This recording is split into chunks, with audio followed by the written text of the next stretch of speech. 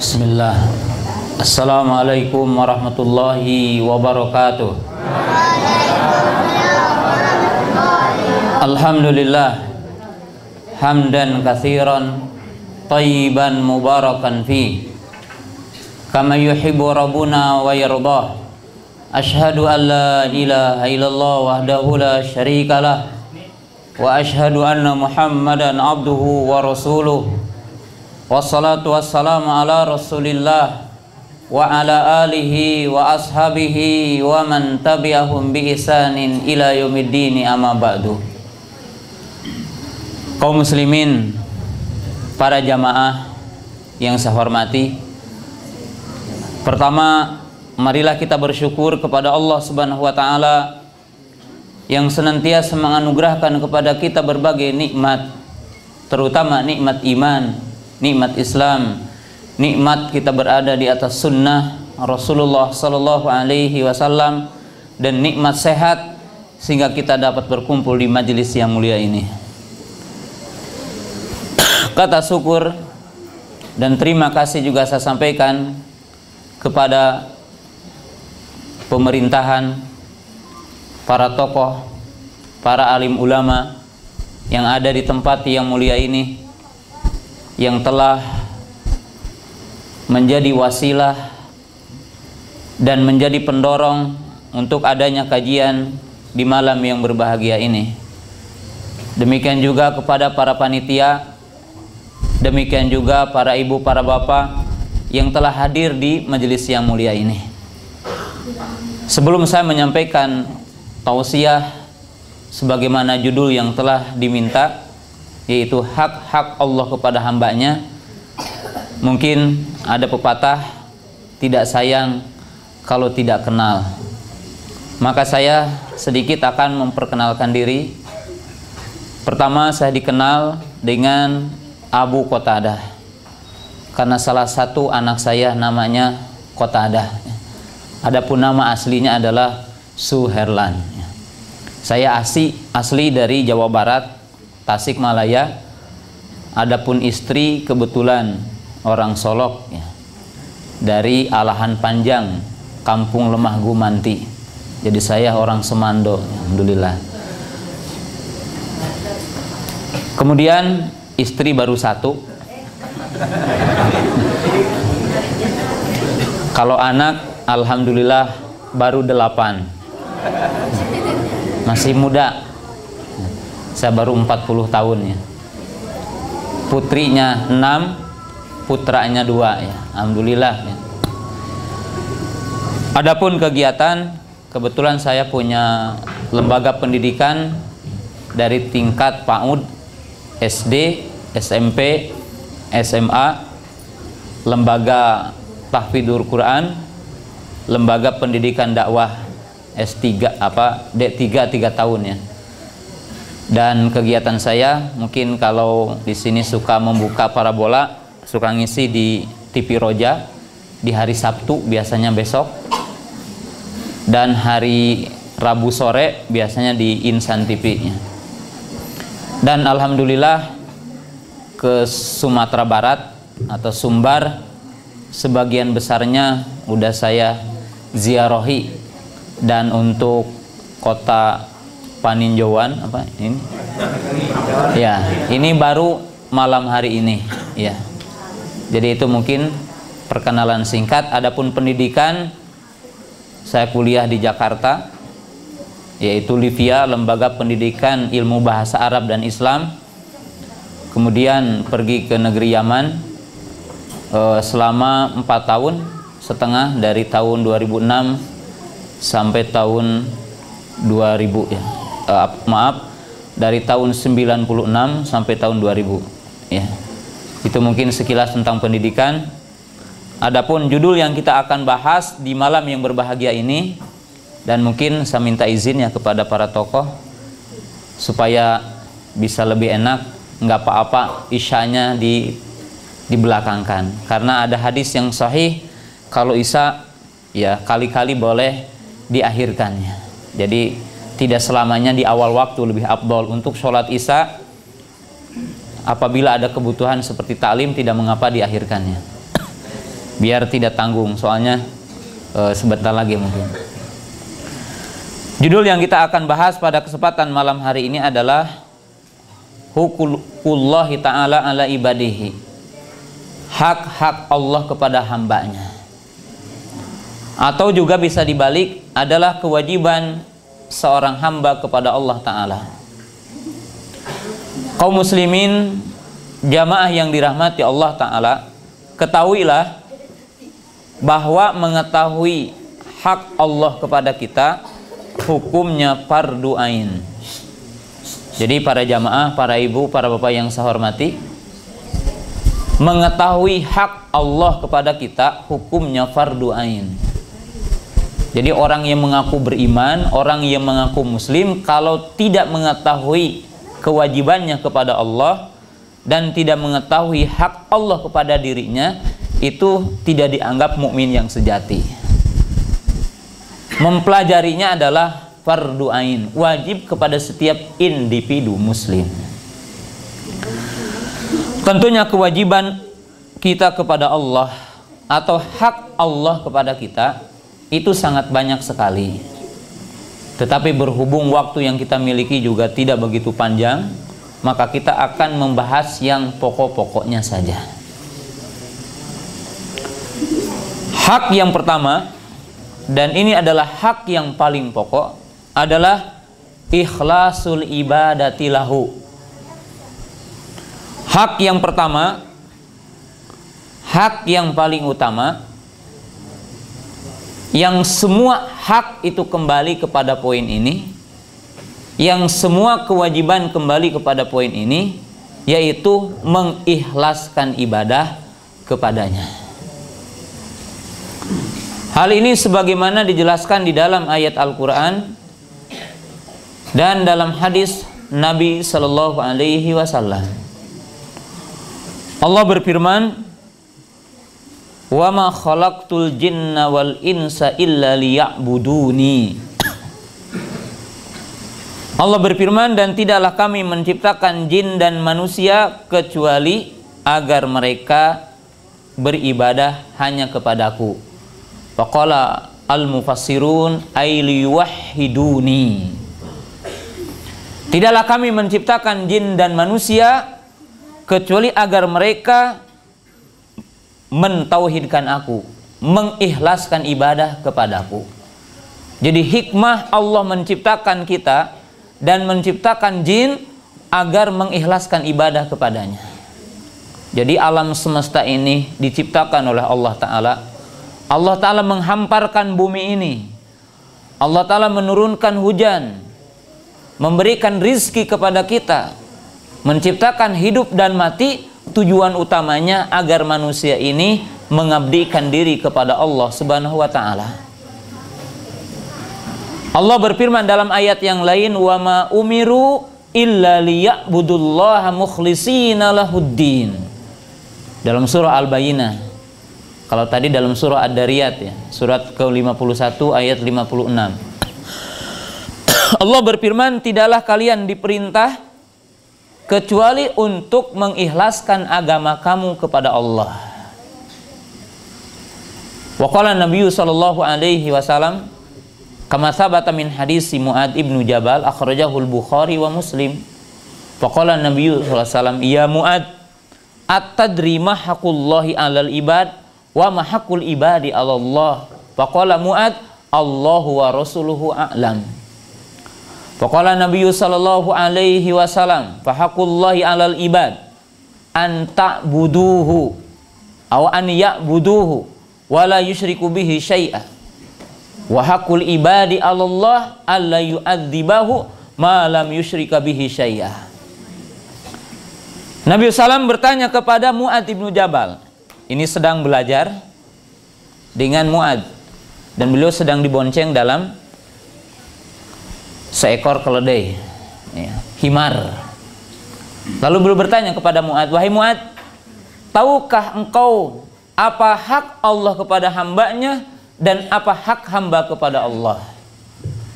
Maka Mu'ad menjawab, Allah dan Rasulnya yang maha tahu, adapun aku belum tahu, katanya. Maka Nabi SAW menjawab, adapun hak Allah kepada hambanya, agar hamba beribadah hanya kepadanya dan tidak menyekutukannya. Jadi hak Allah kepada hambanya, agar hambanya beribadah hanya kepada Allah, agar kita hanya beribadah kepadanya dan tidak menyekutukannya. Adapun hak hamba kepada Allah, kata Nabi SAW, Allah tidak akan mengadab orang yang tidak menyekutukannya. Jadi Allah Ta'ala menjamin orang yang tidak menyekutukan Allah, Allah tidak akan mengadabnya, Allah tidak akan menyiksanya, Allah tidak akan menurunkan ukubah hukuman kepadanya. Dan ini adalah poin yang pertama. Bahkan jamaah yang Allah Subhanahu wa Ta'ala, para nabi diutus, kitab-kitab diturunkan, bahkan terjadinya peperangan di dalam Islam, tujuan utamanya adalah menegakkan tauhid, menuntut manusia agar beribadah hanya kepada Allah. Allah berfirman, walaqad ba'atsna fi kulli ummatin rasula an ibudullaha wajtanibut tagut wa ma arsalna min qablika mir rasulin ila nuhiya ilaihi annahu la ilaha illa ana fa'budun. Dalam dua ayat ini Allah menjelaskan kepada kita bahwa tujuan dan hikmah para nabi, para rasul diutus agar mengajarkan kepada manusia tentang tauhid, agar membimbing manusia, agar mengajari manusia supaya tahu yang berhak diibadahi itu hanya Allah.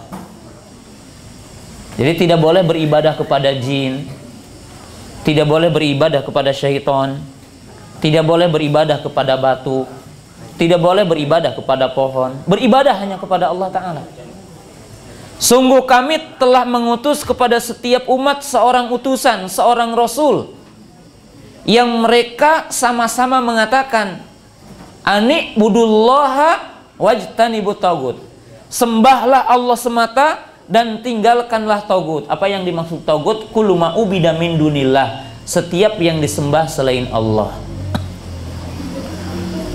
Wa ma arsalna min qablika mir rasulin, dan tidaklah kami mengutus seorang utusan sebelummu, ila nuhiya ilaihi annahu la ilaha illa ana fa'budun, kecuali kami wahyukan kepadanya supaya mengatakan tidak ada yang berhak disembah kecuali aku, maka ibadahlah hanya kepada aku. Bahkan kitab-kitab Allah diturunkan yang kita tahu, Taurat, Injil, Zabur, kemudian kitab yang turun kepada kita yang dibawa oleh Nabi SAW, yaitu Quran, inti ajaran pokoknya adalah tauhid. Maka dengan itulah Nabi SAW ketika menulis surat kepada pembesar Rum, maka membawakan ayat, ya ahlal kitab ta'alau ila kalimatin sawain bainana wa bainakum alla na'budu illallah. Wahai ahlul kitab, wahai Yahudi, wahai Nasrani, marilah kalian kepada kalimat yang sama, yaitu kalimat yang diajarkan oleh seluruh nabi, kalimat yang diajarkan oleh Nabi Musa, kalimat yang diajarkan oleh Nabi Isa. Apa? Alla na'budu illallah, supaya tidak beribadah kecuali hanya kepada Allah Ta'ala. Maka para jamaah, para ibu yang dirahmati Allah Subhanahu wa Ta'ala, di sini menunjukkan bahwa tujuan yang pertama dan kewajiban yang utama dan hak yang pertama atas manusia, agar manusia itu mengabdikan diri hanya kepada Allah. Agar setiap muslim itu mengatakan, kul inna solati wa nusuki wa mahyaya wa mamati lillahi rabbil alamin. Katakanlah, sesungguhnya solatku, sesungguhnya sembelihanku. Jadi para ibu, para bapak, tidak sholat kecuali taqarrub kepada Allah, tidak menyembelih sembelihan untuk jin. Nggak boleh kita mau panen menjelih untuk apa? Untuk Dewi Sri umpamanya, nggak boleh. Kita tidak boleh akan bikin bangunan menyembelih untuk apa? Takut di situ ada jin yang mengganggu katanya nanti. Sembelihan hanya untuk Allah Ta'ala, karena Allah berfirman, qul inna sholati wa nusuki fasolli li rabbika wanhar. Salatlah karena Rabbmu dan menyembelihlah takorub kepada Rabbmu. Tidak boleh menyembelih takorub kepada jin. Bahkan peperangan di dalam Islam bukan untuk kekuasaan, Bu. Peperangan di dalam Islam disyariatkan bukan untuk kekuasaan semata. Tetapi apa? Umirtu an uqatilan nasa hatta yashhadu an la ilaha illallah. Aku diperintahkan untuk memerangi manusia agar mereka mentauhidkan kepada Allah saja. Agar mereka mengatakan tidak ada yang berhak disembah kecuali Allah Ta'ala. Dan ini tujuan pokok jihad di dalam Islam. Maka Nabi SAW mengatakan, man qatala litakuna kalimatullahi al-ulya fahuwa fisabilillah. Barang siapa yang berperang di jalan Allah dengan tujuan untuk meninggikan kalimat la ilaha illallah, maka dia berada di jalan Allah. Jadi ini adalah kewajiban yang pertama. Ini adalah hak yang pertama. Hak yang kedua, hak Allah kepada kita dan kewajiban kita kepada Allah, al-imanu bihi, yaitu kita beriman kepada Allah. Bagaimana para ibu, para bapak beriman kepada Allah? Rukun iman kepada Allah ada 4. Al-imanu bi wujudihi, al-imanu bi rububiyatihi, al-imanu bi uluhiyatihi, al-imanu bi asma'ihi wa sifatihi. Iman kepada Allah pokoknya mengandung 4 pokok. Pertama, beriman kepada adanya Allah. Dan fitrah manusia itu mengakui adanya Allah karena adanya ciptaan ini. Yang kedua, beriman kepada rububiyahnya. Apa yang dimaksud beriman kepada rububiyahnya? Beriman Allah sebagai pencipta, pemilik, pengatur alam semesta ini. Allahu khaliqu kulla syai'in, alhamdulillahi rabbil alamin, rabbus samawati wal ar, ala lahul khalqu wal amru, tabarakalladzi biyadihil mulku wa huwa ala kulli syai'in qadir. Yaitu kita beriman Allah satu-satunya zat pencipta alam semesta ini. Yaitu kita beriman yang memiliki alam semesta adalah Allah. Dan kita meyakini yang mengatur alam semesta dan seisinya adalah Allah. Allah berfirman, alhamdulillahi rabbil alamin. Segala puji bagi Allah, zat pengurus pengatur alam semesta. Tabarakalladzi biyadihil mulku, maha berkah, yang di tangannya lah kekuasaan, kerajaan, kepemilikan. Lahu ma fis samawati wa ma fil ar, miliknya lah, kepunyaan Allah lah yang ada di langit dan ada di bumi. Rabbus samawati wal ar, dialah Allah pengatur alam semesta, pengatur langit dan bumi. Maka kita beriman bahwa yang memiliki alam semesta, yang mengatur, yang menurunkan hujan, yang menurunkan rizki, yang menghidupkan dan mematikan, yang memberi manfaat dan madarat adalah hanya Allah Ta'ala. Yang apabila orang tahu, menunjukkan kita tidak boleh meminta kecuali hanya kepada Allah. Yang ketiga, al-imanu bi uluhiyatihi, beriman kepada uluhiyahnya. Apa yang dimaksud beriman kepada uluhiyahnya? Kita meyakini bahwa zat yang berhak disembah hanya satu, yaitu Allah. Kita meyakini dan keimanan yang penuh bahwa yang berhak disembah, tempat beribadah hanya satu, yaitu Allah. Sebagaimana dijelaskan dalam ayat-ayat yang tadi. Adapun yang keempat, beriman kepada nama dan sifatnya. Tidak sah seseorang mukmin imannya sehingga beriman kepada 4 rukun ini. Apa yang dimaksud beriman kepada nama dan sifat? Kita meyakini Allah punya nama-nama yang baik. Allah berfirman, walillahi al-asma'ul husna fad'uhu biha. Dan bagi Allah nama-nama yang baik, maka berdoalah dengan menyebutkan namanya. Para ibu mengatakan, ya Rahman irhamni, ya Ghafur igfirli, ya Razik urzukni. Ini nama-nama Allah dan kita berdoa dengan menyebutkan nama. Kemudian kita mengimani Allah memiliki sifat-sifat yang mulia, sifat-sifat yang agung, sifat-sifat yang sempurna. Jadi rukun yang keempat, beriman kepada Allah adalah beriman kepada nama dan sifatnya. Allah berfirman, walillahi al-mathalul a'la, dan bagi Allah sifat-sifat yang sempurna. Orang tidak dikatakan beriman dengan benar sehingga ia beriman kepada Allah Subhanahu wa taala, kepada rukun iman yang mencakup rukun yang tadi. Beriman kepada adanya, beriman kepada rububiyahnya, beriman kepada uluhiyahnya, dan beriman kepada nama dan sifatnya. Allah berfirman di dalam ayat Al-Quran dalam surat Al-Baqarah, laisal birra an tuwallu wujuhakum qibalal masyriqi wal maghrib walakinal birra man amana billahi wal yaumil akhir ila akhiril ayat. Tidak dianggap kebaikan kamu menghadapkan wajahmu ke timur dan ke barat sehingga kalian beriman kepada Allah, beriman kepada yaumul akhir, dan kepada seterusnya. Dan ayat ini menunjukkan bahwa seseorang tidak dianggap beriman dengan iman yang benar sehingga ia beriman kepada Allah Subhanahu wa taala. Kewajiban yang ketiga atau hak yang ketiga merupakan hak Allah kepada hambanya. Apa kewajiban kita kepada Allah? At-tahakum ila hukmihi, atahakum ila syariatihi, al-inqiyadu wal istislamu bi amrihi wa nahyihi. Dan ini mungkin yang berat ya. Poin yang ketiga yang merupakan hak kita dan merupakan kewajiban kita kepada Allah Subhanahu wa taala, tunduk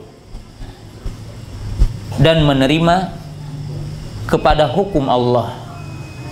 Yang dimaksud hukum di sini adalah hukum syar'i untuk poin ini. Kita menerima hukum Allah dan kita berhukum kepada hukum Allah dalam seluruh aspek kehidupan kita.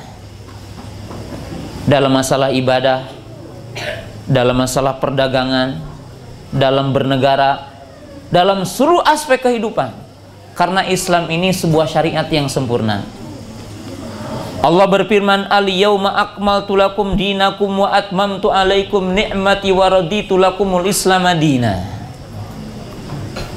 Hari ini aku sempurnakan agamaku atas kalian dan nikmatku atas kalian, dan aku ridho Islam sebagai amal kalian. Wa qala Nabiyyu sallallahu alaihi wasallam, taraktukum alal bayda lailuha kanahariha la yazigu anha ila halik. Wa qala Nabiyyu sallallahu alaihi wasallam, ma min syai'in yuqarribukum ila jannah ila qad amartukum bihi wa ma min syai'in yuqarribukum ila nari ila qad nahaitukum anhu. Seorang mukmin dituntut untuk menerima hukum Allah dan berhukum kepada hukum Allah, yaitu kepada Al-Quran dan hadis Nabi SAW, dari seluruh aspek kehidupan, bukan hanya berkaitan dengan sholat, berkaitan dengan perdagangan, berkaitan dengan pertanian. Hukum-hukum umumnya ada dalam Quran. Berkaitan dengan kenegaraan, bahkan para ibu, para bapak yang saya hormati, jangankan berbicara tentang kenegaraan, ke WC saja diatur dalam Islam. Nabi SAW mengajari kita kalau ke WC kaki yang kiri berdoa dan beristiadah, Allahumma inni a'udzubika minal khubuthi wal khaba'is. Nabi SAW melarang kita ketika qada hajat menghadap kiblat ataupun membelakanginya. Tidak boleh kencing dalam air yang tergenang. La yabulanna ahadukum fil ma'id daim. Janganlah kamu kencing dalam air tergenang. Islam itu telah berbicara tentang keadilan dan telah berbicara tentang larangan kita berbuat anarkis, hatta tidak boleh kencing dalam air yang tergenang. Islam ini sempurna. Maka setiap mukmin dituntut untuk berhukum dengan hukum Allah Ta'ala. sebagai bentuk dia pengabdian kepada Allah Ta'ala. Allah Ta'ala menyebutkan ayat yang banyak, Bu. Jadi kalau kita mengaku mukmin, mengaku muslim, maka mesti istislam. Istislam itu artinya tunduk, patuh, menerima kepada seluruh perintah Allah dan seluruh larangan Allah, tidak dibantah oleh kita. Sebab perintah untuk berhukum dengan hukum Allah di dalam ayat Al-Quran itu begitu banyak. Dan metode Al-Quran memerintahkan kita berhukum dengan hukum Islam ini, berhukum dengan hukum Allah itu dengan berbagai redaksi. Redaksi yang pertama, perintah taat kepada Allah dan Rasulnya. Ya ayyuhalladzina amanu ati'ullaha wa ati'ur rasul. Wahai orang-orang yang beriman, taatlah kamu kepada Allah, taatlah kamu kepada Rasul. Apa bentuk taat para ibu, para bapak kepada Allah? Tunduk kepada perintahnya dan tunduk kepada larangannya.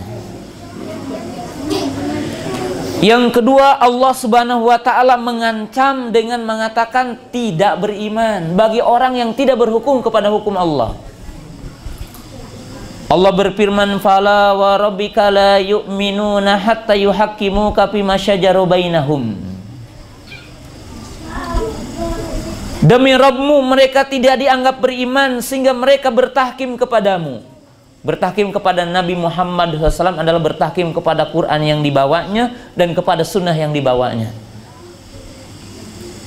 Dari setiap apa yang diperselisihkan oleh kita, bertahkim kepada apa yang dibawa oleh Nabi SAW, baru kita dianggap imannya benar, kata Allah.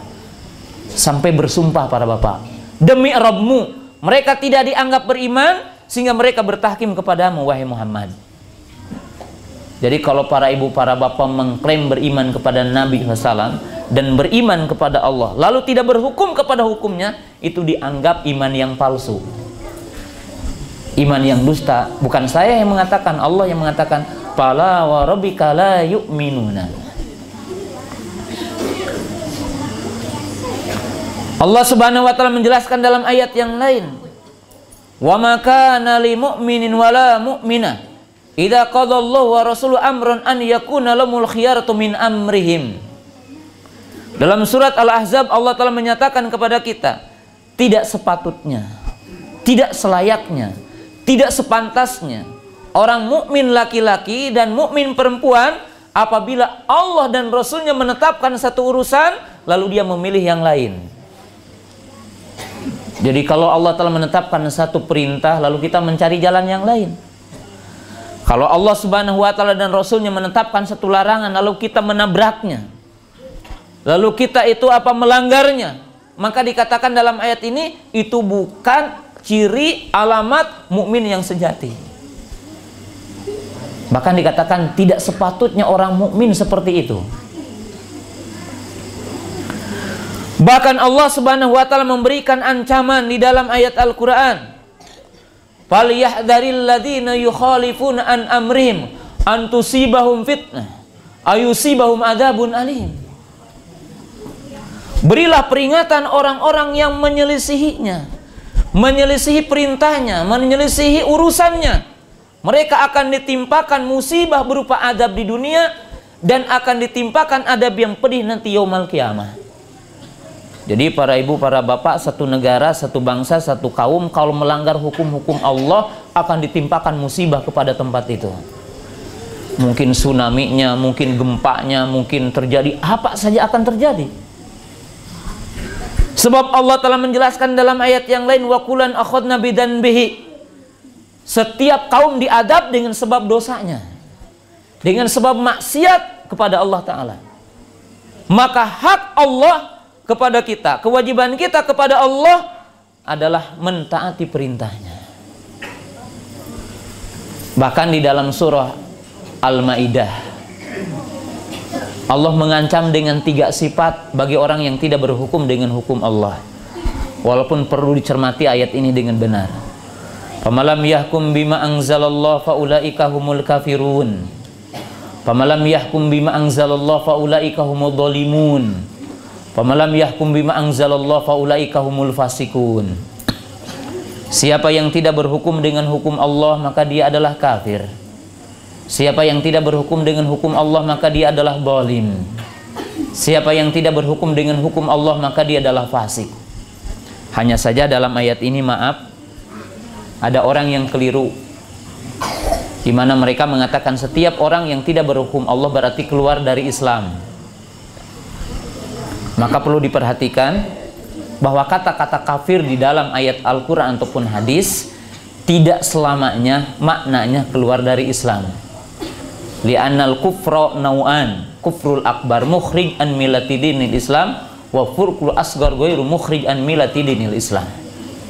Sebab kafir dalam bahasa syariat, dalam bahasa Quran ataupun hadis memiliki dua macam. Ada kafir yang hukumnya keluar dari Islam, ada kafir yang dinamakan kafir kecil, tapi bukan dosa kecil, maaf ya. Kafir yang tidak menyebabkan orang itu keluar dari Islam. Kalau setiap bentuk kafir keluar dari Islam, ini madhab Khawarij yang menyimpang dari ajaran Islam. Sebab ahli sunnah membagi kafir itu ada dua tingkatan. Siapa yang tidak membagi kafir kepada dua tingkatan itu menyimpang. Sehingga ada kelompok hatta di Indonesia ini yang mengkafirkan setiap orang yang tidak sejamaahnya, yang mengkafirkan setiap orang yang tidak berhukum dengan hukum Allah. Maka kata-kata kafir dalam Quran ataupun dalam hadis tidak semuanya keluar dari Islam. Karena sesungguhnya setiap bentuk kemaksiatan cabang dari kekafiran, dan setiap bentuk taat adalah cabang dari iman. Sebagaimana iman itu ada tingkatan, maka kafir juga ada tingkatan. Tidak semuanya keluar dari Islam. Mencurikan bagian dari kekafiran, tapi tidak keluar dari Islam orangnya. Orang yang melakukan zina, perbuatannya perbuatan bagian dari kekafiran, tapi pelakunya tidak mesti kafir. Dan ini kaidah dalam akidah ahli sunnah, sehingga tidak gampang mengkafirkan orang. Hanya saja dalam ayat yang tadi ada sebuah ancaman dari Allah, bahwa apabila orang tidak berhukum dengan hukum Allah, dan dia meyakini bahwa hukum Allah tidak layak hari ini, maka ini berbahaya. Tapi kalau dia mengatakan hukum Allah ini lebih dahulu dan lebih bagus, lebih utama dan wajib bagi kita, tapi berhubung saya punya kedudukan, saya begini dan begitu, lalu dia tidak berhukum dengan hukum Allah, maka dia sekedar dosa besar saja. Walaupun dia berdosa tapi tidak sampai kepada derajat apa? Derajat kafir. Akan tetapi para jamaah yang dirahmati Allah Subhanahu wa taala, sudah barang tentu merupakan hak seorang mukmin dan merupakan kewajiban seorang mukmin bahwa dia berhukum dengan hukum Allah. Bagi orang-orang yang telah menunaikan ibadah haji, barangkali akan mendapatkan pelajarannya dari sisi tunduk kepada perintah Allah dan tidak pernah bertanya-tanya. Coba para ibu, para bapak ya, orang yang beribadah haji itu tunduk banget kepada Allah ya, dan kepada sunnah Nabi SAW. Tawaf 7 keliling walaupun berat begitu, sa'i 7 balik ya, walaupun berat, mabit di Mina, wukuf di Arafah walaupun panas, mabit di Muzdalifah walaupun dingin, rela malam-malamnya tidur. Tidak boleh pakai pakaian yang dijahit 2 kain bagi laki-laki, sabar. Dan tidak bertanya kenapa saya harus cium hajar aswad. Nggak pernah bertanya-tanya orang yang melakukan ibadah haji, kenapa saya harus cium hajar aswad, kenapa sih tawafnya kenapa tidak di Monas aja tuh supaya mudah gitu ya, kok ini tawafnya kok jauh-jauh di sana. Kita tunduk gitu. Makanya orang yang telah menunaikan ibadah haji itu ketika Allah memerintahkan inilah syariat kerudung yang syar'i, tunduk dia mestinya. Kemudian apa? Dia harus meninggalkan yang diharamkan, ini dengan ini haram. Orang yang udah ibadah haji itu kenapa? Kok para ibu, para bapak, khususnya bagi para bapak ya, selama ihram sekian poin dilarang, yang halal pun tidak boleh waktu itu, tapi para ibu, para bapak sabar menahan dirinya. Maka mestinya orang yang telah menunaikan ibadah haji ketika pulang mendapatkan larangan-larangan yang ada dalam Quran, larangan-larangan yang ada dalam hadis, dia harus tunduk ya, dan tidak bertanya-tanya. Kenapa para bapak tidak bertanya begini, kenapa selama saya pakai kain ihram dilarang potong kuku, dilarang memotong kumis ya, dilarang memakai kaos kaki yang menutup mata kaki, dilarang pakai kupiah, ya, dilarang pakai baju yang ini. Walaupun saya seorang pejabat terpaksa kalau di sana itu nggak pakai dasi lagi, nggak pakai apa, nggak pakai kemeja lagi, terpaksa di sana taat gitu. Dan inilah diajarkan oleh Allah Ta'ala dalam ibadah haji itu ketundukan, supaya seorang mukmin itu betul-betul tunduk kepada Allah Subhanahu wa Ta'ala, melaksanakan perintah Allah Subhanahu wa Ta'ala dan menjauhi larangannya. Nah, jamaah yang dirahmati Allah Subhanahu wa Ta'ala, kewajiban yang keempat, hak yang keempat, hak Allah kepada kita adalah al-istislam was-sabru ala aqdarihi. Kewajiban seorang mukmin, hak Allah kepada hambanya, agar hambanya itu menerima, sabar atas ketetapan Allah yang menimpa kepadanya. Ketetapan Allah kepada kita salah satunya adalah bentuk musibah yang menimpa kepada seorang mukmin. Maka mukmin yang sejati ketika dia mendapat musibah tidak tasakhut, dia tidak murka kepada Allah, dan dia tidak mempertanyakan, kenapa ya Allah aku ditimpa musibah. Dia tidak mengeluh kepada Allah karena Allah menimpakan musibah kepadanya. Tapi as-sabru, dia sabar. Dan sabar itu mencakup tiga: as-sabru ala amrihi, as-sabru ala nahyihi, as-sabru ala aqdarihi. Sabar yang merupakan hak Allah kepada kita dan kewajiban kita kepada Allah mencakup tiga tingkatan. Tingkatan yang pertama termasuk poin yang tadi disebutkan, yaitu sabar akan perintahnya. Ibu-ibu sabar ketika harus menutup aurat. Sebagian para ulama mengatakan seluruh badannya, sebagian para ulama mengatakan kecuali wajah dan telapak tangannya. Cuaca panas, tetap sabar. Kenapa? Karena pahalanya sangat agung bagi wanita yang menutup aurat. Di mana pahalanya surga, Bu? Idza salatil mar'atu khamsaha wa shamat syahraha wa hasanat farjaha wa ata'at zawjaha qila laha udkhuli al jannata min ay abwabin syi'ti. Wanita yang mana saja yang dia menjaga salat 5 waktu, ini termasuk poin yang ketiga tadi, dan dia puasa Ramadan dan menjaga kehormatannya, termasuk menjaga auratnya, menjaga faradnya, dan taat kepada suaminya, maka Allah berkata, silahkan katakan kepada wanita itu, masuklah ke surga dari pintu yang mana saja. Pintu surga itu ada 8, Bu. Wanita yang menjaga kewajiban kepada Allah dan menjaga kewajiban kepada suaminya, maka akan dipersilahkan untuk masuk dari pintu yang 8. Silahkan ibu dipersilahkan dari pintu yang mana saja. Di mana salah satu nama pintu surga adalah Royan.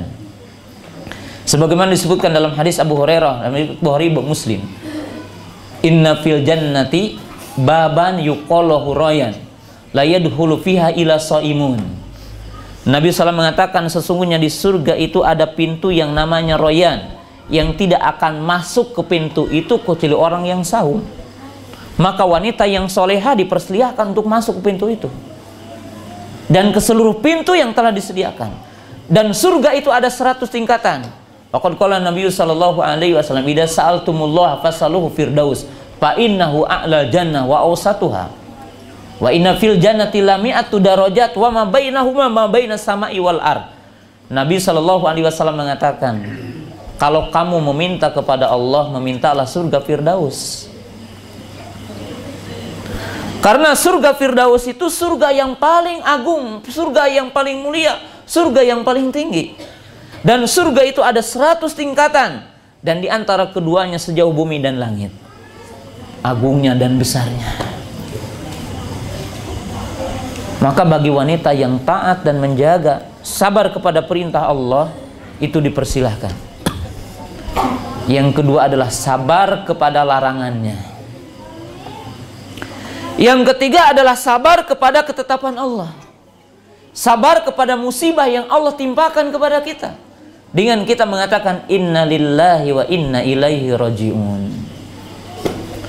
Para ulama mengatakan sikap manusia kepada musibah ada 4 tingkatan.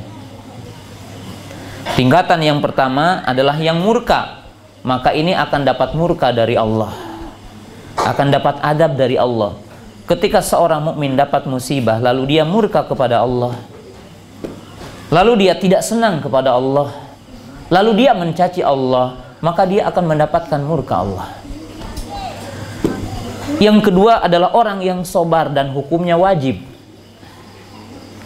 Yang ketiga ridho akan musibah dan hukumnya mustahab, kata jumhur ulama. Ada tingkatan yang paling mulia, orang yang bersyukur akan musibah. Wah, bagaimana bersyukur kepada musibah? Para ulama menjelaskan yang dimaksud syukur kepada musibah bukan kepada zat musibahnya, tetapi kepada hikmah dari musibah. Kenapa para ibu, para bapak, kita bersyukur kepada musibah yang menimpa kepada kita? Sebab manakala musibah menimpa kepada kita akan menyebabkan 2 keutamaan. Keutamaan yang pertama, setiap musibah apabila seorang mukmin itu sabar, maka akan menyebabkan kita diangkat derajat oleh Allah.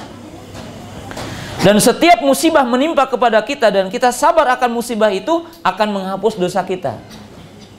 Maka ketika kita ditimpa musibah, ditinggal suami, atau ditinggal istri, atau ditinggal anak, atau hilangnya harta yang kita cintai, lalu kita sabar, maka setiap apa yang menimpa kepada kita akan menyebabkan kita diangkat derajatnya. Dan kita bersyukur kepada Allah dengan musibah ini.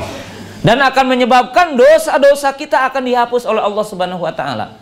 Sehingga Nabi SAW mengatakan, tidaklah seseorang ditimpa penyakit panas, ya, atau dia terkena duri kakinya dan dia bersabar, kecuali akan menghapus setiap dosa yang dia perbuat, yang dimaksud dosa-dosa kecil. Maka dia apa? Bersyukur kepada Allah Ta'ala dengan musibah yang menimpa kepadanya. Tapi jamaah yang dirahmati Allah Subhanahu wa Ta'ala, pada poin yang keempat ini, para ulama menjelaskan, orang sabar kepada musibah kapan akan dapat pahala? Para ulama mengatakan hakikat pahala bagi orang yang ditimpa musibah adalah ketika musibah itu menimpa dan dia sabar di waktu itu. Kalau setelah lama dia sabar, maka kesabaran itu pahalanya tidak seperti di awalnya. Sebab ada orang yang ditimpa musibah udah lama dia, bahkan dia juga sempat mengucapkan kalimat yang tidak pantas. Maka dia mengungkapkan, ya apalagi kalau tidak sabar. Ini bukan sabar yang dimaksud ya. Maka Nabi SAW memberikan sebuah contoh. Ketika berjalan, ada ibu-ibu yang nangis di sekitar kuburan. Lalu Nabi SAW memerintahkan kepada wanita itu, isbiri, sabar kamu, jangan nangis.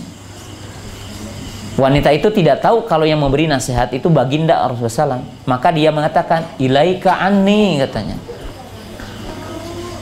Ya, kamu itu tidak merasakan musibah, maka kamu ngomong seperti itu, bahasa kita begitu. Dan dia berkata seperti itu karena tidak tahu yang bilang itu siapa? Nabi SAW. Maka dia mengatakan, kalau kamu tertimpa musibah seperti aku, tidak akan ngomong seperti ini. Maka wanita itu mengatakan, ilaika anni, coba kamu merasakan seperti apa yang aku rasakan, kamu tidak akan berkata seperti itu. Lalu Nabi SAW pergi ya, dan tidak mengulangi, ya dibiarkan wanita itu. Lalu dikasih tahu oleh para sahabat, tahu enggak katanya, yang tadi bilang sama engkau itu adalah baginda Rasulullah SAW. Maka si wanita mengejar kepada Nabi SAW. Dan dia mengatakan, kalau begitu aku sabar. Maka Nabi SAW mengatakan, innamas sabru indas sudmatil ula, katanya. Sesungguhnya sabar yang mulia, sabar yang dengan sebabnya akan diangkat derajat seorang mukmin ketika pas ditimpa musibah. Kalau udah lama dia mengatakan, lah apalagi kalau tidak sabar. Ya sabar seperti ini bukan yang dimaksud dalam ayat dan hadis-hadis tadi, yang keutamaannya, keagungannya akan menghapus dosa. Nah, jamaah yang dirahmati Allah Subhanahu wa taala, ini salah satu ya kewajiban kita kepada Allah Subhanahu wa taala. Hak Allah kepada kita adalah sabar menerima akan ketetapan Allah Subhanahu wa taala. Kemudian poin yang selanjutnya, di antara kewajiban Allah taala kepada kita atau hak Allah kepada kita, kewajiban kita kepada Allah Subhanahu wa taala, di antara poin yang sangat penting sebagaimana dijelaskan dalam ayat ataupun hadis-hadis Nabi sallallahu alaihi wasallam adalah mahabbatu auliyaihi,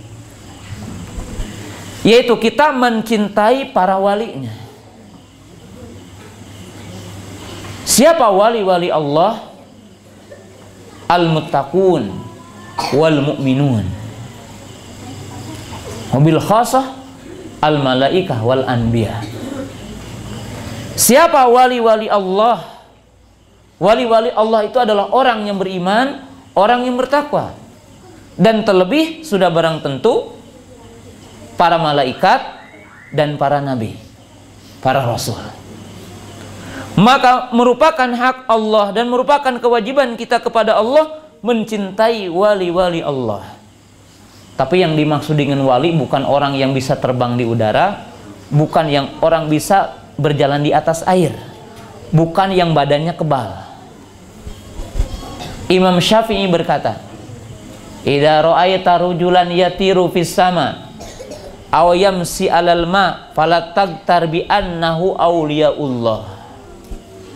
Kalau kamu melihat orang terbang di udara atau dia berjalan di atas air, maka jangan kamu tertipu kalau dia sesungguhnya adalah wali Allah. Kata beliau, uji ucapannya, uji perbuatannya. Kalau ucapan dan perbuatannya sesuai dengan Al-Quran dan Sunnah, ketahuilah dia adalah wali Allah. Kalau perbuatannya, ucapannya, sifatnya, akhlaknya bertentangan dengan Al-Quran dan hadis Nabi SAW, dengan sunnah Nabi SAW, fa'lam amunuliya'u syaitan, kata beliau. Kalau orang itu bisa seperti tapi akhlaknya, sifatnya, ucapannya, perbuatannya bertentangan dengan Al-Quran dan Sunnah, ketahuilah dia adalah wali syaitan. Maka Allah Subhanahu wa taala mengatakan yang dimaksud wali Allah humul muttaqun, orang-orang yang bertakwa, orang-orang yang beriman kepada Allah taala. Nabi SAW mengatakan ural iman al-hubbu fillahi wal bugdu fillah. Simpul iman adalah mencintai apa-apa yang dicintai Allah dan membenci apa-apa yang dibenci Allah. Allah mencintai malaikat, Allah mencintai para nabi, Allah mencintai orang beriman, Allah mencintai orang bertakwa, maka wajib atas kita mencintai mereka. Kalau orang tidak mencintai mereka, orang-orang beriman, orang bertakwa, maka berarti dia telah mengurangi hak Allah kepadanya dan telah mengurangi kewajiban dia kepada Allah Subhanahu wa taala. Jadi ini adalah salah satu hak kita kepada Allah Subhanahu wa taala. Hak Allah kepada kita dan kewajiban kita kepada Allah Subhanahu wa taala. Kemudian jamaah yang dirahmati Allah Subhanahu wa taala, di antara hak Allah kepada kita dan kewajiban kita kepada Allah yang mungkin dilupakan, apa katanya? Berdoa. Sebab Allah murka kepada hambanya yang tidak pernah berdoa kepadanya. Dengan itulah lihat ayat-ayatnya. Walillahi al-asma'ul husna fad'uhu biha ud'uni astajib lakum. Qala Nabi SAW ad-du'a'u huwal ibadah. Sampai Allah Subhanahu wa taala berfirman, ud'uni astajib lakum. Memintalah dan berdoalah kepadaku, maka aku akan mengijabahmu. Fastaghfiru innahu wal ghafurur rahim. Karena istighfar bagian dari doa. Nabi SAW mengatakan doa adalah inti dari ibadah. Maka orang yang tidak berdoa kepada Allah adalah orang yang sombong. Tidak layak orang beriman tidak berdoa. Tidak pantas orang beriman tidak berdoa. Bahkan jamaah yang dirahmati Allah Ta'ala, ingat kalau para ibu merenungkan dalam kehidupan, tidak ada sebuah kekuatan yang akan menyamai doa.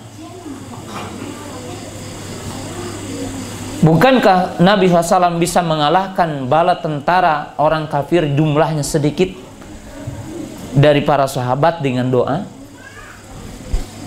Bahkan ya setiap orang bisa merenungkan dalam satu perjalanan hidupnya. Saya memberikan contoh ya, apa yang saya alami. Istri saya melahirkan ya, anak yang ke-8. Maka saya bilang anak ini anak ajaib ya. Ya, kebetulan anak yang ke-8 ini besar ya lahirnya, 4 kilo 6 on ya. Jadi 4,5 kilo lebih ya beratnya.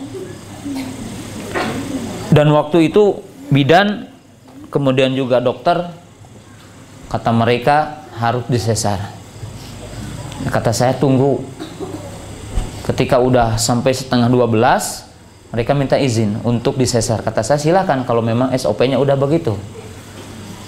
Waktu itu saya turun, lalu saya sholat 2 rakaat dan berdoa kepada Allah Ta'ala meminta kemudahan. Udah di ruang operasi, udah di dalam ini, siap untuk alat, udah siap untuk dioperasi, tapi keluar dengan normal. Dan saya bersyukur kepada Allah Ta'ala. Dan ini bentuk doa ya. Maka seorang mukmin itu dianjurkan berdoa. Dan doa itu dalam setiap kesempatan. Dalam sholat kita berdoa sehari semalam setidaknya 17 kali, mengatakan apa? Ihdinas siratal mustaqim. Maka Nabi SAW mengatakan ihris ala ma yanfa'uka wasta'in billah wala ta'jaz. Nabi SAW mengatakan bersemangat setiap perkara yang bisa memberi manfaat kepadamu, lakukan dan tempuh setiap perkara yang bisa memberi manfaat kepadamu, tapi jangan lupa doa, katanya. Para ibu, kenapa diberikan ajaran doa dalam setiap waktu subuh 3 doa ya? Karena hidup manusia kembali kepada 3 dalam setiap harinya apa? Allahumma inni as'aluka ilman nafi'an wa rizqan thayyiban wa amalan mutaqabbala. Para ibu, sehari apa sih yang dicari? Cuma 3. Ilmu, rizki, amal yang diterima. Diperintah doa setiap hari itu. Dalam hadis Abi Sa'id Al-Khudri, Nabi SAW menganjurkan untuk berdoa dengan doa ini. Doa sapu jagat kata orang apa?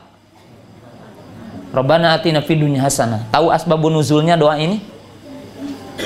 Para ibu, ada yang tahu sebab-sebab turunnya doa ini? Nabi SAW mengajarkan doa dengan ayat ini ada asbabun nuzulnya. Ada sebab-sebabnya apa? Ketika Nabi SAW menengok seorang sahabat yang badannya kurus, sakit, sehingga dikatakan oleh orang itu tinggal tulang dan kulitnya saja. Lalu Nabi SAW bertanya, apa yang menyebabkan engkau seperti ini? Maka orang itu mengatakan, aku berdoa kepada Allah. Apa isi doanya katanya? Ya Allah, percepatlah katanya adab kepadaku di dunia, agar aku selamat di akhirat katanya. Kata Nabi SAW, kamu tidak akan mampu. Aku berikan doa yang semuanya baik apa? Rabbana atina fid dunya hasanah wa fil akhirati hasanah. Jangan kamu coba-coba mengatakan timpakan adab, tidak akan mampu kamu. Tapi mintalah kebaikan dunia dan mintalah kebaikan akhirat. Rabbana atina fid dunya hasanah wa fil akhirati hasanah. Doa ini doa yang mencakup kebaikan semuanya. Lihat para ibu, para bapak, doa itu dalam setiap saat. Mau minum, mau makan, mau ke WC, keluar WC, mau masuk masjid, keluar masjid, berdoa. Bahkan mau jima, suka nggak para ibu, para bapak ketika akan berjima berdoa? Jangan-jangan anak kita pada nakal karena kita tidak berdoa sebelum berjima. Berdoa apa? Bismillah, Allahumma janibna syaitona wajadil bisyaitana fima razaqtana. Kata Nabi SAW, barang siapa yang berdoa dengan doa ini, yang berzikir dengan zikir ini, lalu Allah mentakdirkan dia punya anak, maka ada jaminan anaknya tidak disentuh oleh syaitan laknatullah. Ini kemuliaannya. Maka Allah berfirman, ud'uni astajib lakum. Nah, jamaah yang dirahmati Allah Subhanahu wa taala, barangkali pembahasan di malam yang berbahagia ini sampai di sini saja untuk menyisakan soal jawab ya. Jadi hak kita Allah kepada kita kewajiban hari ini disebutkan sampai di sini, dan seperti tadi ya saya mempersilahkan untuk pertanyaan, adapun waktunya tergantung para hadirin saja.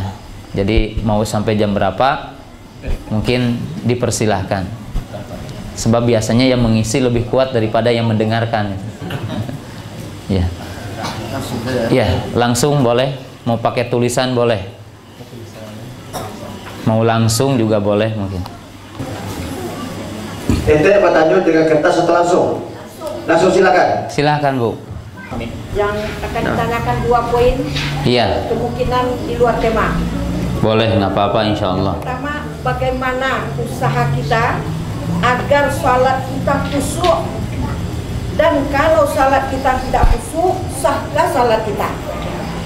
Yang kedua, apa hukumnya meminta kepada seorang pawang hujan untuk menahan hujan karena kita akan mengadakan pesta atau kenduri? Terima kasih. Assalamualaikum warahmatullahi wabarakatuh. Waalaikumsalam warahmatullahi wabarakatuh. Masya Allah, walaupun ibu udah berumur tapi pertanyaannya anak muda. Masya Allah.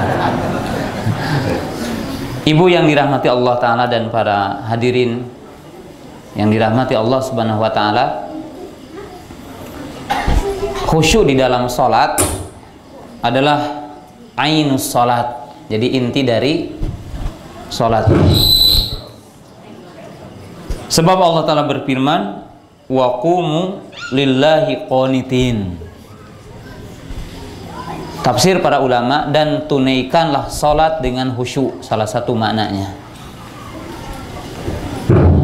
Dan orang yang tidak khusyuk dalam sholat merupakan sifat orang munafik ya. Karena Nabi Allah berfirman, wa idza qamu ila sholati qamu kusala. Dan apabila mereka menunaikan sholat, maka dalam keadaan lalai. Lalu bagaimana agar kita bisa khusyuk di dalam sholat?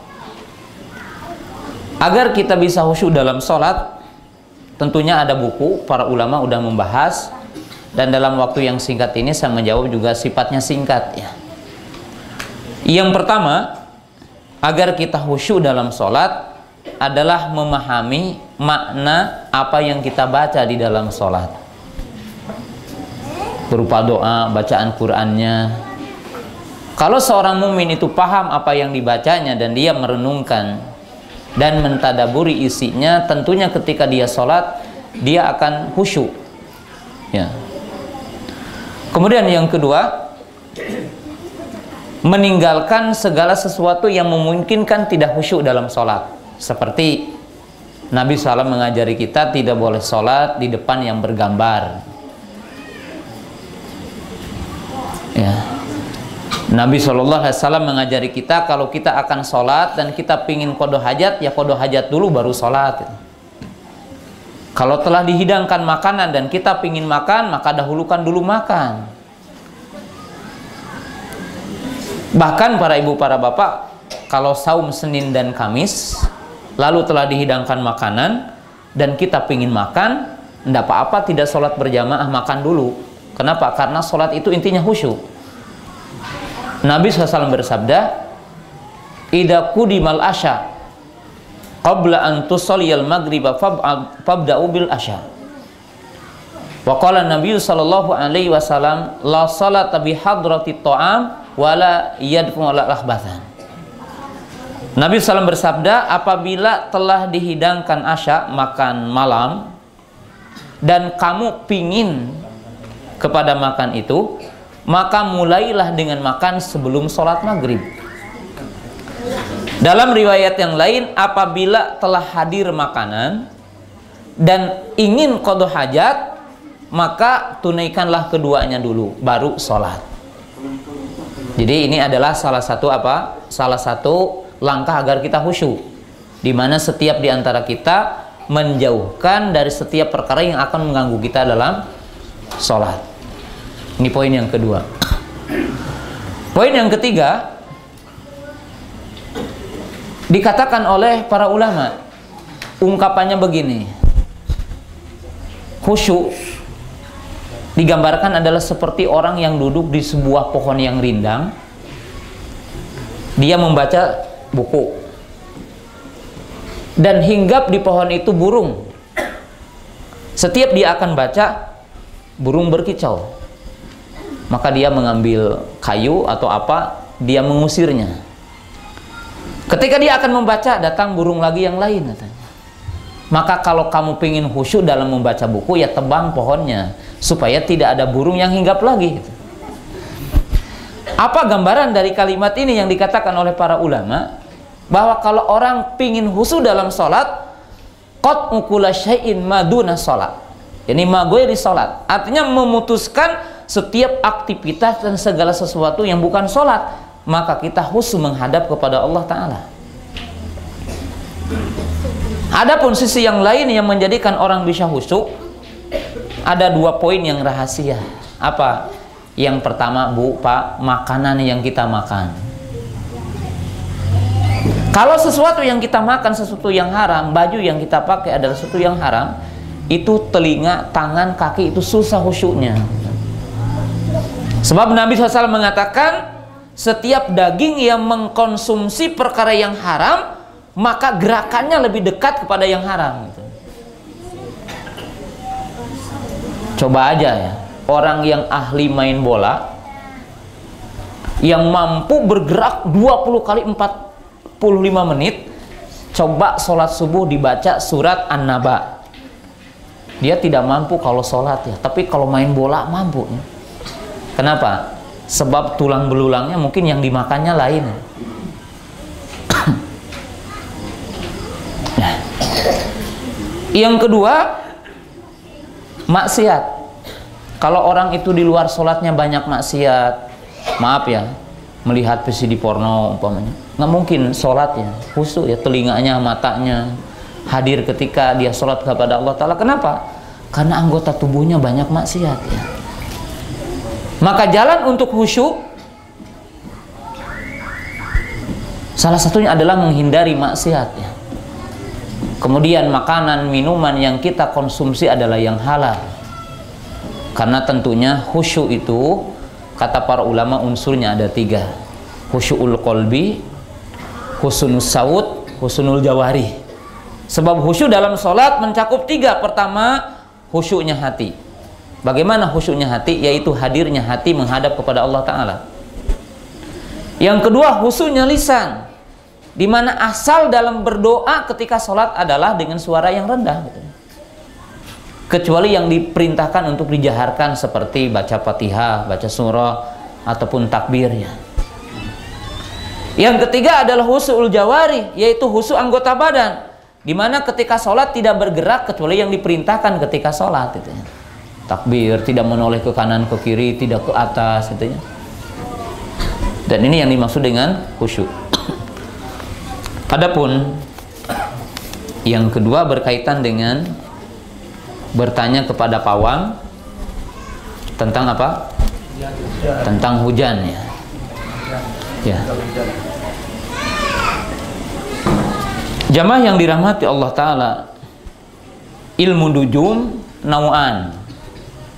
Ilmu perbintangan itu ada 2. Yang pertama ilmu ta'thir, yang kedua ilmu tasyir.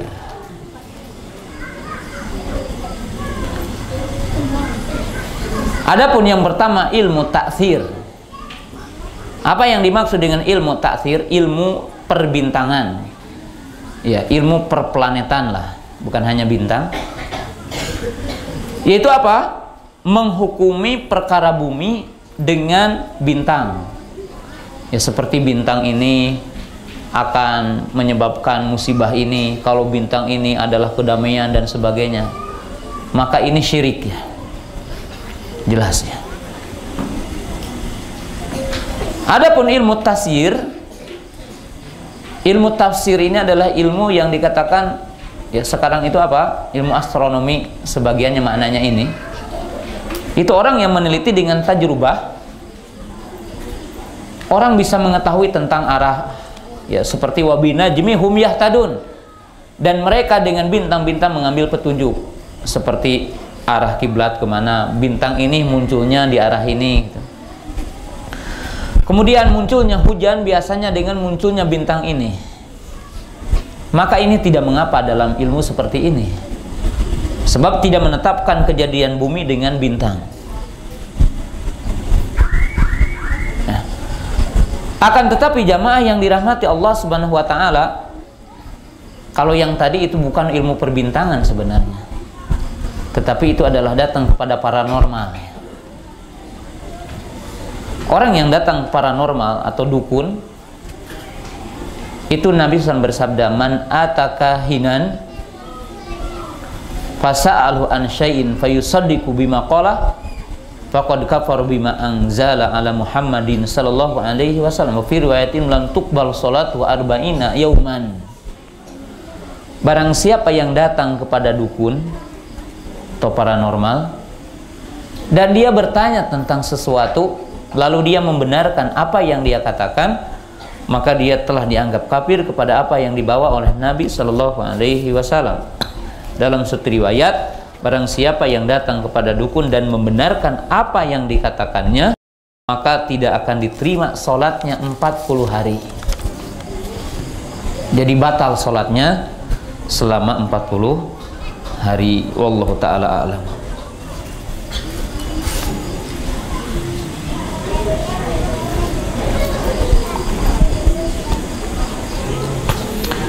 Apakah ada landasannya setiap doa kita harus ditutup dengan Al-Fatihah?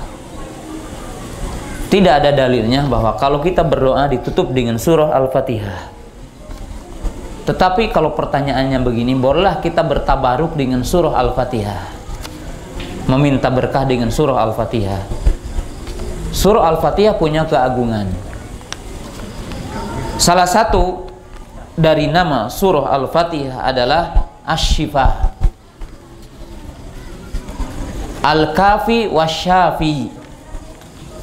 Salah satu nama dari surah Al-Fatihah adalah surah yang mencukupi dan surah penyembuh. Maka tidak mengapa kalau kita meruqyah orang yang sakit atau yang disengat kalajengking atau ular atau yang kena guna-guna, dibacakan surah Al-Fatihah. Karena surah Al-Fatihah di dalamnya terdapat doa, penyebutan nama-nama Allah, penyebutan sifat-sifat Allah, bahkan isi Al-Quran kembali kepada surah Al-Fatihah. Al-Imam Ibnul Qayyim rahimahullahu ta'ala, beliau telah menyebutkan satu tajrubah, pengalaman beliau, di mana beliau mengatakan, aku pernah membacakan surah Al-Fatihah mengulanginya 3 kali kepada orang yang disengat kalajengking. Lalu beliau mengkisahkan, demi Allah, diobati dengan berbagai obat tidak ada yang menyembuhkannya. Ketika aku membacakan surat Al-Fatihah dan mengulanginya 3 kali, maka aku melihat kesembuhan dari orang yang disengat kalajengking ini. Jadi surah Al-Fatihah ini punya berkah. Salah satunya adalah penyebab kesembuhannya. Dan boleh kita meruqyah. Meruqyah itu bahasa Indonesianya ngejampe ya, ngebacain pada orang yang sakit dengan surah Al-Fatihah. Dan memiliki apa? Keutamaan. Bahkan menjadi syarat sahnya apa? Salat. Sebelum pertanyaan yang langsung, di sini ada pertanyaan, apa hukumnya pegang gadai, memegang gadai atau pegadaian? Maksudnya gini tuh Ustaz.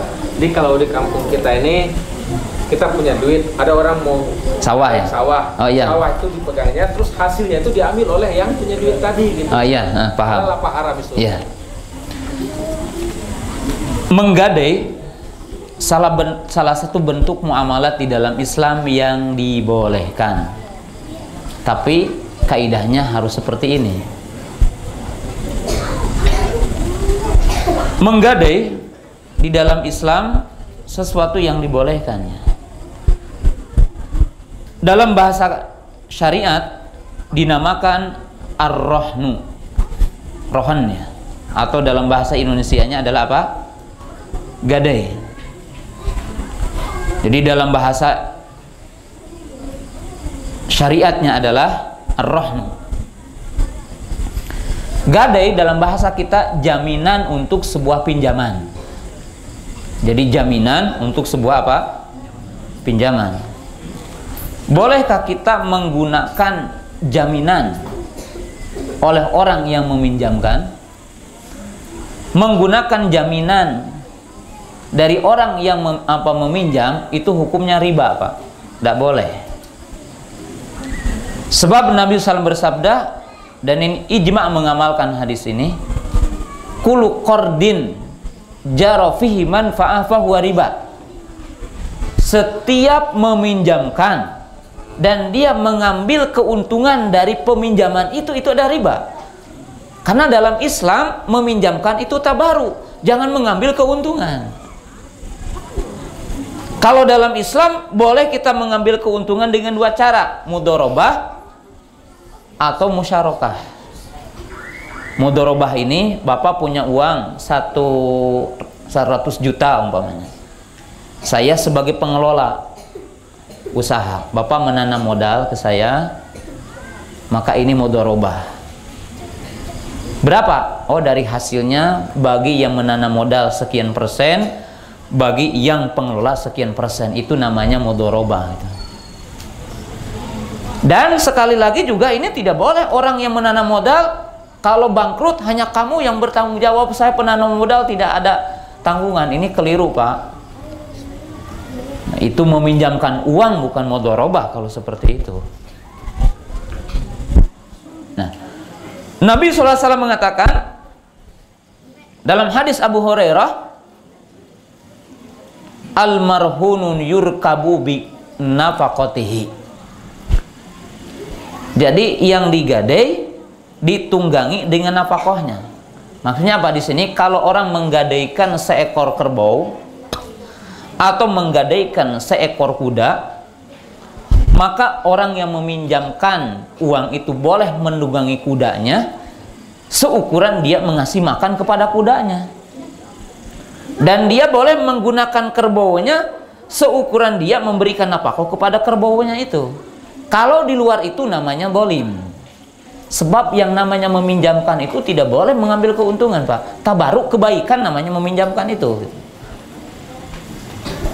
Nah, adapun kalau para bapak atau kita ya menggadai, bagaimana cara keluarnya?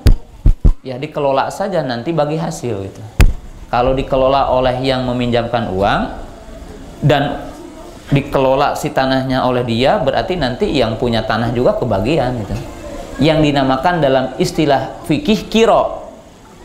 Kiro itu adalah bagi hasil dari tanaman.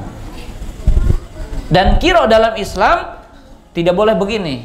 Kalau ada 1 hektar tanah, bagian sini nanti hasilnya buat kamu, bagian sini buat saya, itu tidak boleh. Karena ada kedoliman mungkin di dalamnya. Mungkin tanah yang sebelah sini baik apanya, tanahnya, sehingga buahnya baik. Yang sebelah sini tanahnya tandus, hasilnya jelek. Tapi bagaimana caranya? Kiro dalam Islam itu dari hasil semuanya dibagi supaya tidak ada kedoliman di dalamnya. Jadi hukum Islam ini indah, hatta dalam bentuk pembagian seperti itu ditutup pintu-pintu kedolimannya. Pintu-pintu yang memungkinkan orang terdolimi itu ditutupi. Seperti dalam Islam tidak boleh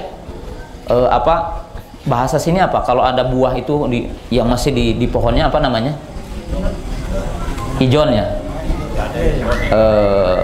diborong apa ya? Bahasa sininya apa bahasa? Ya. Tidak boleh ya diborong ya. Ya. Dibeli per batang. Ya, dibeli per batang.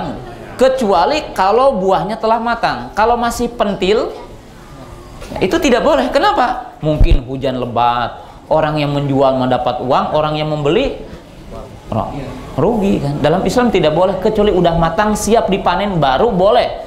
Dan itu pun si pembelinya punya tajrubah, punya pengalaman. Kalau lebatnya seperti ini mungkin sekian kilo akan keluarnya. Baru dalam Islam dibolehkan. Dan ini Islam itu mengantisipasi setiap bentuk orang itu terdolimi. Dalam kaidah syariatnya apa? La dirara wala diror. Tidak boleh didolimi dan tidak boleh mendolimkan.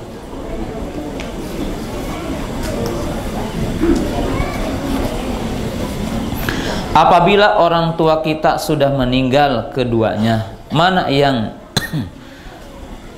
dulu kita doakan, mohon ampunan. Ya, kalau kita berdoa dengan dhamir yang sekaligus, ya tidak didahulukan salah satunya kan. Rabbik filli wali walidayya, itu kan. Ya, tapi kalau mau disebutkan namanya atau disebutkan dengan bahasa kita, ya Allah ampunilah ibu dan bapakku, ya tentunya ibunya dulu. Sebab dalam berbakti di dalam Islam didahulukan ibu. Seorang sahabat bertanya kepada Nabi Shallallahu Alaihi Wasallam, ketika bertanya berbakti kepada siapa? Ummuk. Setelah beliau menjawab 3 kali ibumu. Setelah itu baru apa? Bapamu. Maka jamaah yang dirahmati Allah Ta'ala, ingat ya, walaupun ibu kita berbuat dosa kepada kita, ingat ya bahwa kebaikan ibu itu tidak akan setara dengan kebaikan kita. Ya, walaupun ditakdirkan kafir ibu kita, tetap kita berbakti dalam bentuk dunia. Walaupun kita tidak membenarkan agamanya, ya. Sebagaimana dijelaskan di dalam ayat Al-Quran.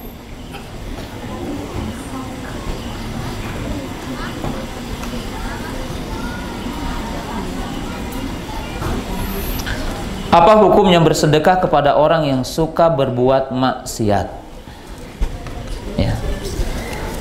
Berbuat sedekah kepada orang yang berbuat maksiat tentunya harus dilihat. Kalau kita tahu bahwa apabila kita ngasih dia akan langsung melakukan sebuah maksiat, maka kita tidak boleh membantunya, karena masuk kepada ayat wala ta'awanu 'alal ismi wal udwan. Janganlah kamu mendukung kepada dosa. Tapi kalau kita tahu bahwa dia tidak akan melakukan maksiat langsung, tapi dia biasa, maka kalau kita memberikan sedekah kepadanya dengan punya tujuan untuk memudahkan kita memberi nasihat orang itu, mendekatkan dia kepada kebaikan, agar dia bisa diajak oleh kita untuk sholat, agar mudah memberi nasihat, maka itu sebuah wasilah untuk melakukan dakwah, ya. Dan ini dianjurkan. Sebab Nabi Shallallahu Alaihi Wasallam pun, ya ketika beliau berdakwah, ya terkadang beliau memberikan pemberian kepada orang kafir. Maka demikian juga kita, ya. Jadi memberikan pemberian kepada orang yang maksiat, kalau kita punya tujuan untuk mendakwahi dia, maka itu adalah tidak mengapa. Bahkan salah satu metode kita apa? Berdakwah. Maaf ya, kalau kita berada dalam lingkungan umpamanya, maaf ya, ada seorang yang preman, pemabuk, kadang-kadang mungkin dengan sifat keras bisa kita membiarkan orang itu. Tapi kalau tidak bisa dengan begitu, kita bahkan menyalaminya. Ustadz, ketika lewat di situ, assalamualaikum. Bahkan kita ngasih pemberian. Hatta ini orang itu maksiat, dia tahu. Masya Allah, katanya ini orang baik. Maka mungkin besoknya kita datang ke rumahnya, berkunjung ke rumahnya, lalu kita memberi nasihat. Maka dia akan teringat, oh kemarin beri sesuatu sama saya, dia beri hadiah kepadaku, maka walaupun dia seorang preman akan marah tidak jadi. Kenapa? Kemarin udah memberi sesuatu kepadaku, katanya. Ini metode berdakwah, Bu. Para jamaah, para bapak yang saya hormati, ini adalah metode kita berdakwah kepada Allah Subhanahu wa taala.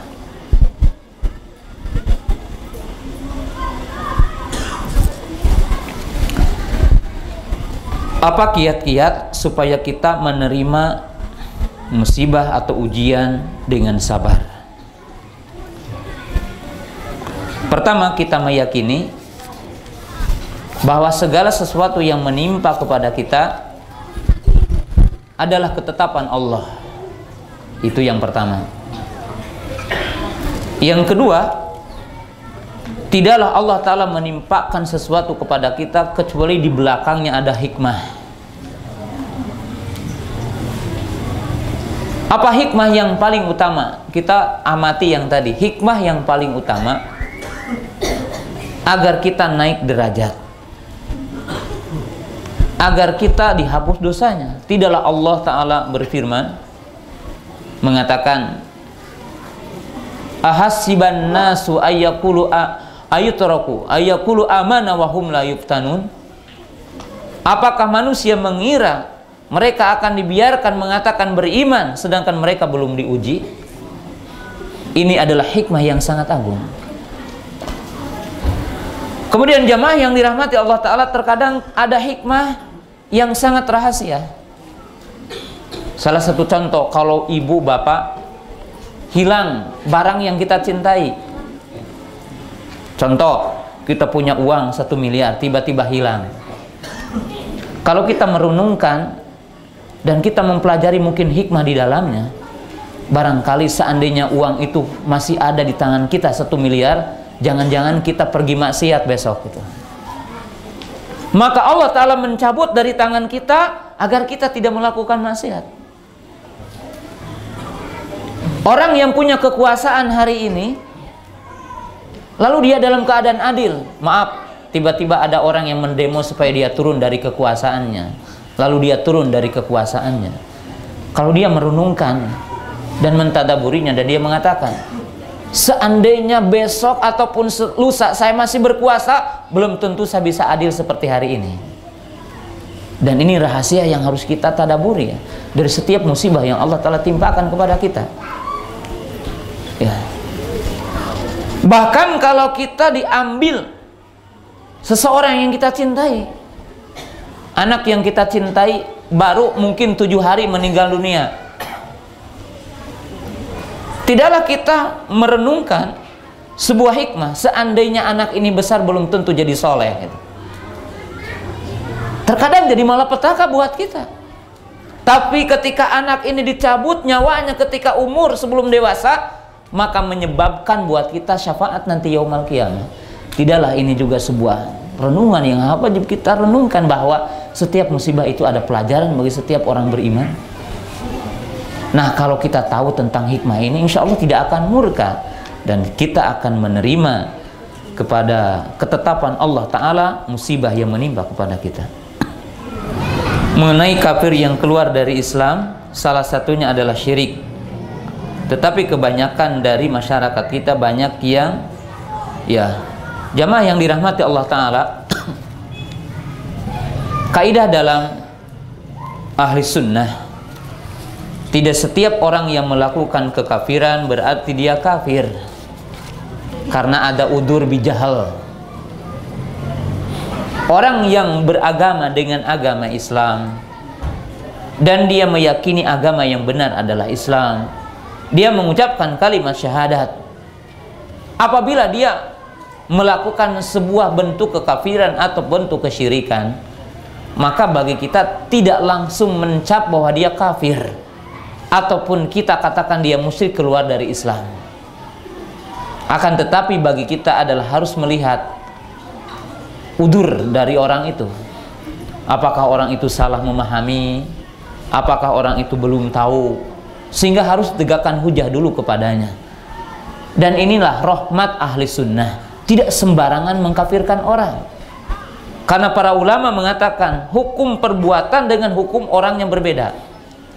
Kalau kita mengatakan perbuatan ini kafir, belum tentu orangnya bisa dihukumi kafir. Kenapa? Mungkin dia tidak tahu, bahkan mungkin orang itu salah melakukan ucapan. Kalau ada orang yang mencaci Allah salah lisannya gitu, apa kafir? Tidak ya. Kenapa? Salah nyebut gitu. Ada orang yang ketika kendaraannya hilang dan bawaannya hilang, dia duduk telah mencari kemana-mana, duduk di bawah pohon, tiba-tiba muncul kendaraan dan bawaannya. Saking gembiranya salah ngomong. Ana Robbi wa anta abduk, saya Robmu dan engkau hambaku, katanya. Ini kepada Allah, ini kafir kan? Kalau orang mengaku dia Rob, tapi tidak dikafirkan. Kenapa? Karena duhul, kata para ulama, dia tertutup akalnya waktu itu karena saking gembiranya salah ngomong. Maka ahli sunnah itu a'lamun nasi bil haq arhamun nasi bin nas. Ahli sunnah itu orang yang paling tahu kepada kebenaran, tapi paling lemah lembut kasih sayang bersama manusia. Jadi artinya bukan berarti kita menggampangkan kepada urusan, tapi kita tidak gegabah menghukumi orang. Karena Nabi SAW mengatakan, barang siapa yang mengatakan kepada saudaranya kafir dan kekafiran itu belum jatuh kepada orang itu, maka kekafiran itu akan kembali kepada orang yang menuduhnya. Sehingga para ulama mengatakan lebih baik salah tidak mengkafirkan ketimbang salah mengkafirkan orang. Jadi kalau kita tidak menghukumi orang kafir walaupun dia kafir, itu lebih baik ketimbang orang tidak kafir dikafirkan gitu. Maka sangat hati-hati. Cara meruqyah sakit perut ataupun sakit kepala. Ya, berobat itu ya tentunya ada dua ya. Berobat ada asbabul kauni, ada asbabu syar'i. Berobat itu ada dua metode dalam Islam. Yang pertama asbabul kauni, sebab kauniyah, yaitu penyembuhan melalui penelitian ilmiah. Contoh, kalau perut umpamanya dikasih SG, kalau sakit kepala dikasih apa? Bodrek atau Panadol atau Oskadon dan sebagainya. Ini adalah asbabul kauniyah. Yang kedua asbabu syar'i, sebab-sebab dengan syar'i. Contoh, sakit kepala dengan habatus sauda katanya. Karena Nabi SAW mengatakan bahwa habatus sauda mengandung kesembuhan. Kemudian yang kedua dengan dibekam, hijamah. Yang ketiga umpamanya dengan kay, ya, yaitu dengan apa? Dengan besi yang dipanaskan, ya. Ataupun dengan madu. Ini sebab syar'i, sebab Nabi SAW menjelaskan ini pengobatan. Jadi bukan hanya penelitian ilmiah, tapi penelitian apa? Ditetapkan dengan syar'i. Dan salah satunya adalah dengan bacaan Quran ataupun dengan apa? Dengan doa. Nah, kalau para ibu, para bapak sedang sakit kepala meruqyah dengan sendiri, bacakan bismillah, alhamdulillah, Fatihah, ayat kursi, tidak mengapa ya. Tidak mengapa berdoa kepada Allah Ta'ala tentang kesembuhan. Allahumma robban nasi mudhilul ba'si, ataupun mengatakan bismillahirrahmanirrahim ma'ismi syai'un fir adiwala bisama mu'idu bi kalimati tamah min kulli syarima halak, boleh ya. Dengan doa-doa yang telah diajarkan oleh Nabi Shallallahu Alaihi Wasallam. Akan tetapi berobat ya, itu ada yang hukumnya wajib, ada yang berobat hukumnya makruh, ada yang berobat hukumnya haram gitu ya. Kapan berobat hukumnya wajib? Apabila tahu kalau kita tidak berobat akan mati, dan kita tahu kalau obat ini secara penelitian ilmiah bermanfaat, maka berobat pada waktu itu wajib. Yang kedua, orang itu tahu kalaupun dia menangguhkan berobat dia sembuh. Seperti orang penyakit panas ya, kalau dia tidak minum bodrek sehari atau 2 hari akan sembuh. Maka kalau dia memilih sabar itu lebih afdol baginya ya. Sebab penyakit panas itu, terkadang penyakit panas itu ya seperti anak panas ya, jangan cepat-cepat dikasih obat gitu ya. Tangguhkan aja gitu ya, kecuali kalau tahu ini apa, demam berdarah gitu. Sebab terkadang penyakit panas itu adalah sebuah obat ya. Ya, sebagaimana penelitian para ahli ya. Ya. Dia sabar itu baik baginya. Yang ketiga, kalau dia tahu obat ini tidak bermanfaat dan seandainya pun tidak berobat dia masih bisa hidup, maka haram bagi dia untuk berobat ya. Kenapa? Kalau dia berobat akan menambah sakit dia gitu. Jadi tidak setiap berobat adalah dianjurkan. Jam berapa? Satu lagi ya. Satu lagi saja. Maaf, tidak semua pertanyaan bisa dijawab ya. Bisa dijawab sebab ya tadi ya mungkin para ibu, para bapak perlu istirahat ya. Satu lagi saya pilih soal mungkinnya. Nih, ini berkaitan dengan tauhid. Apabila amalan baik dan amalan buruk kita sama banyak, apakah kita akan masuk surga atau masuk neraka? Jamaah yang dirahmati Allah Ta'ala, ahlul kabair min ahli tauhid mu'aduna binnar lakin ghairu mukhalladina finnar. Yang pertama, orang yang melakukan dosa besar dari ahlu tauhid, dia diancam dengan neraka, tapi tidak akan kekal di neraka.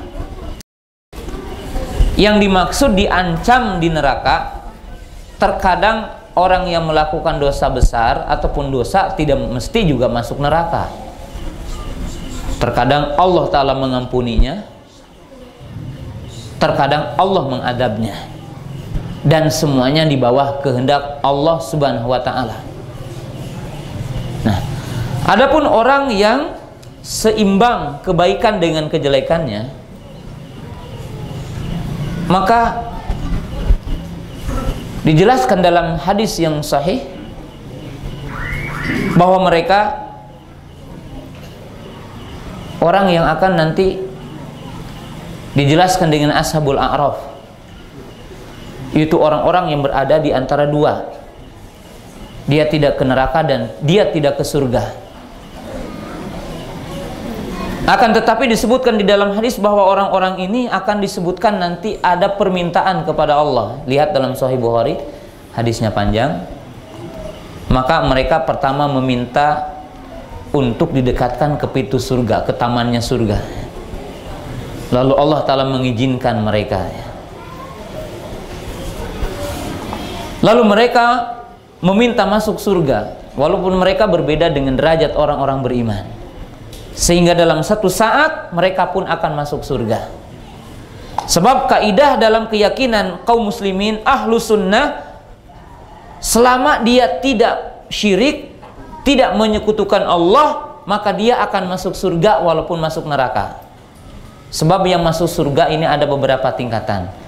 Ada yang masuk surga sekaligus tanpa diadab, tanpa dihisab, seperti disebutkan dalam hadis, sab'una alfan min ummati yadkhuluna jannata bighairi adabin wala hisabin. Ada 70.000 orang di antara umat ini yang akan masuk surga dengan tanpa adab, dengan tidak dihisab, langsung Bu, nikmat banget.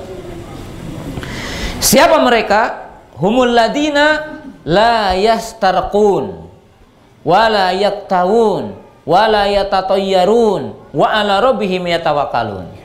Yaitu mereka orang-orang yang tidak meminta diruqyah, tapi meruqyah sendiri. Tetapi bukan berarti tidak boleh kalau kita minta didoakan ke orang, boleh, tapi tidak sempurna tauhidnya. Wala yaktawun, dan mereka tidak mengobati dengan pengobatan dengan kei, artinya dengan besi panas, sebab berbahaya. Kalau tepat memang menyembuhkan, tetapi kalau keliru sangat membahaya. Wala yatatayyarun, dan tidak menentukan kesialan dengan burung. Seperti kalau dengar suara ini ada kematian, kalau ada suara ini ada musibah. Ini namanya tatoyur, Bu. Atau kalau kita mau safar menerbangkan burung, kalau ke sebelah kanan berarti ini baik, kalau burungnya ke sebelah kiri tidak jadi pergi. Ini namanya tatoyur. Dan tatoyur itu bukan hanya dengan burung, bahkan orang-orang itu tatoyur dengan nomor. Kalau nomor 13 kamarnya tidak ada yang masuk, kenapa? Nomor sial katanya. Nah, ini tatoyur walaupun dengan nomor. Ya. Wa ala rabbihim yatawakkalun, dan mereka tawakal kepada Rabb mereka, tawakal kepada Allah. Dan ini adalah orang yang menyempurnakan tauhid, maka dia masuk surga dengan tanpa adab, dengan tanpa hisab. Di antara kaum muslimin ada yang mendapatkan kesulitan ketika dihisab, ketika di arsatil kiamah, sehingga bersih dosanya, masuk surga. Ada di antara kita yang masuk surga karena dapat syafaat dulu. Ada yang masuk surga, masuk dulu ke neraka. Sehingga dinyatakan di dalam hadis yang sahih, nanti di antara umatku ada yang masuk surga dengan syafaatku. Digambarkan oleh Nabi SAW dalam Sahih Bukhari, mereka telah hitam kelam seperti terong hitam, seperti badinjan katanya. Wajahnya telah berubah hitam kelam, lalu Allah Ta'ala memandikan mereka di sungai kehidupan. Wajahnya berubah baru masuk surga ya. Tapi jangan begini Pak, yang penting saya masuk surga walaupun maksiat ya. Nggak boleh Bu. Sebab kata Nabi SAW, kalau kamu meminta kepada Allah, meminta surga Firdaus dengan surga yang paling rendah ya. Dan ingat ya bahwa adab neraka itu, walaupun mungkin seseorang itu sebentar, adab neraka itu dahsyat. Dan sebentarnya nanti yaumul qiyamah bukan seperti hari ini.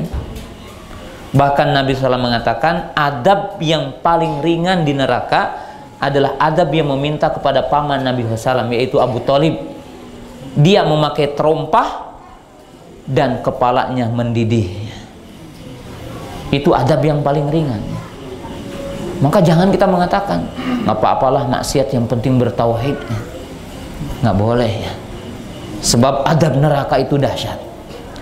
Jamaah, para ibu, para bapak yang saya hormati, maaf tidak semua pertanyaan pada malam hari ini terjawab. Insya Allah mungkin yang belum terjawab besok bisa dijawab. Maaf ya, saya bukan asli orang Padang, bahasanya tidak bahasa sini ya, bahasa orang Jawa Barat ya. Maka maaf jika bahasanya tidak pas, tidak sesuai, kurang cocok. Saya minta maaf. Apa yang benar datangnya dari Allah Subhanahu wa Ta'ala, apa yang kelirunya dari kekurangan saya, dan wajib untuk ditolak oleh para bapak, para ibunya.